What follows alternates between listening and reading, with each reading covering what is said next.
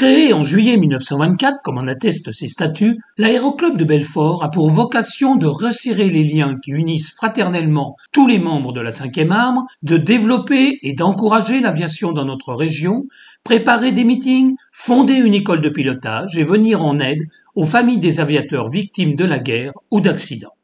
L'Aéroclub de Belfort et sa région organisent une première réunion publique au Café d'Alsace le 5 août 1924, à laquelle les participants furent nombreux et durant laquelle on enregistra 90 adhésions, un heureux présage pour l'avenir de ce nouveau club. On doit l'impulsion de départ à Marcel Hugues et Georges Liénard, tous les deux as de la Première Guerre.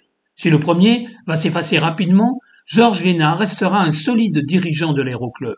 Ils seront suivis par Albert Japy, par André Herbelin, as de guerre, par Paul Houdard, tous les deux amis de Hugues, et bien d'autres encore. Comme la région de Belfort et Chaux en particulier sont situées en zone interdite, l'Aéroclub doit d'abord se contenter d'organiser une école de mécaniciens sous la direction de Marcel Pfiffelmann. À l'origine, les cours avaient lieu dans une baraque Adrian sur le terrain, vraisemblablement l'une des deux visibles sur cette photo, pour finir, après divers déménagements, dans un local offert par l'Alstom, rue de la Croix-du-Tilleul à Belfort. En 1929, l'Aéroclub reçoit son premier avion, un Henriot 14, confié par le ministère de l'Air. On construit un premier hangar l'année suivante, puis un second en 1931. Ces constructions sont implantées en bordure de la route de la Chapelle-sous-Chaux avant le passage à niveau. Avec la levée de la zone interdite, l'activité aérienne peut enfin commencer. Le club réalise 50 baptêmes de l'air et 210 heures de vol.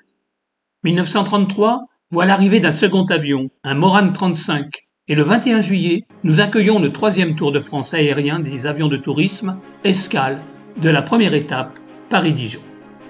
100 ans après la création de l'Aéroclub, le dimanche 14 juillet 2024, nous recevons, pour l'étape de départ, le Tour aérien des jeunes pilotes.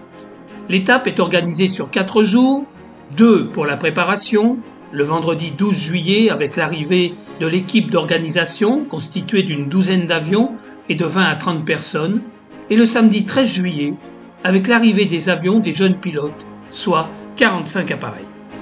Le tour commence le dimanche 14 juillet par l'épreuve en vol le matin et l'accueil du public pour la journée.